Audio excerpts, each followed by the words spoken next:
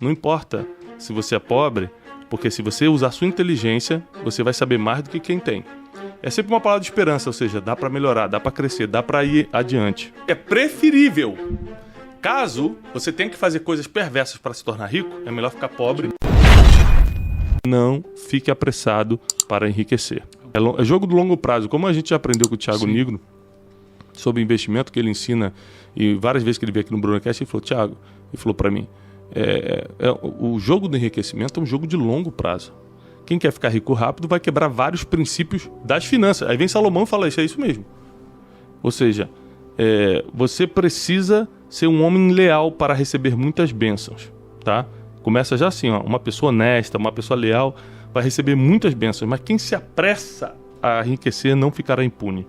O ganancioso, ele tem pressa para ficar rico, ele faz negócio que não dava, ele promete que não pode, quebra vários princípios para ficar rico, mas não percebe que a pobreza vai chegar para ele. Ou seja, o que Salomão está falando? Para de ficar só sonhando e vai trabalhar. Não é isso?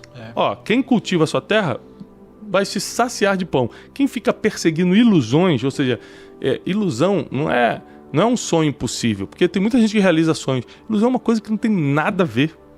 É literalmente uma ilusão, ou seja, não existe aquilo e você está, fantasiando e não está trabalhando. Então você vai se fartar de miséria. A segurança da tua vida está na honestidade. Grava isso. A segurança da tua vida, segundo o provérbio, segundo Salomão, está na honestidade. Tem recompensa para a justiça, tá? É que a gente quer da nossa forma, né? A gente é justo num dia, acha que no outro dia vai ter recompensa. Por exemplo, José, ele foi justo com a mulher de Potifar. Ele falou, não posso tocar em você, porque o meu Senhor deixou tudo nessa casa na minha mão, menos você, eu não posso você. Ele foi justo. Ele falou a verdade, ele cumpriu o que prometeu, ele não quebrou um princípio, ele foi justo. No outro dia, sabe o que aconteceu com ele? Foi preso. Então, na nossa cabeça, poxa, a justiça não vale a pena. Mas tem que lembrar que justiça é sempre a longo prazo. Sim. Ele foi preso, mas foi naquela prisão que ele amadureceu e aprendeu a ponto de virar governador do Egito. Foi o caminho para ele conhecer as pessoas, por exemplo, que iriam apresentá-lo a Faraó, que as pessoas que apresentaram ele a Faraó estavam na prisão. Então, assim, a justiça sempre vai te levar para o melhor caminho, apesar de não ser o caminho que você quer. Não adianta ganhar dinheiro com opressão. Todo o dinheiro que você ganhar com opressão, com abuso, esse dinheiro vai ser tomado e vai ser dado para alguém que vai ter compaixão dos necessitados. Aqui Salomão deixa claro que quanto mais você prosperar financeiramente, mais você precisa se preocupar com quem não tem. Não é, só para ficar claro, não é uma filosofia socialista. Ou seja, o que eu tenho é de todo mundo, não é isso. É que eu agora, prosperado, tenho condições de abrir portas. Por exemplo, eu não tenho como dar gás para todo mundo que não tem, né, o gás de cozinha, ou fazer compras do mês para todo mundo que não tem, mas eu tenho como, com o meu recurso, abrir uma escola e gratuitamente formar 300 crianças por ano. Eu já estou ajudando 300 famílias a mudar o destino. Ou seja, isso é muito importante. À medida que você prosperar, você se preocupar com os necessitados, tá? Isso é um mandamento bíblico, é um pensamento de Salomão e é o que eu também aconselho para todo mundo. Muita gente não está preparada para o poder, né? Por quê? Quando, por exemplo, Salomão, na sua máxima inteligência e sabedoria, diz: quando um pobre oprime outro pobre, ou seja, você sabe qual é a dor, você sabe qual é o sofrimento, você sabe quais são as necessidades, e quando você assume o poder e pode ajudar, você oprime para manter teu poder, para ter ainda mais. Então diz que você será como um furacão que destrói tudo. Ou seja, quem é mau de coração, quem está sempre errado na vida, ele vive fugindo. As pessoas não estão nem perseguindo ele, mas ele está fugindo, porque ele foge dele mesmo. Problema emocional, opressão espiritual. Mas a Bíblia diz que os honestos são valentes como um leão. Ou seja, sabe aquela expressão, quem não deve não teme? Uhum. Então, você não fica com medo, você não foge, você enfrenta como um leão enfrenta as situações, porque você é valente por causa da honestidade. Ó, todo mundo adora opinar e aparecer, né, quando tem muita confusão, muitos problemas.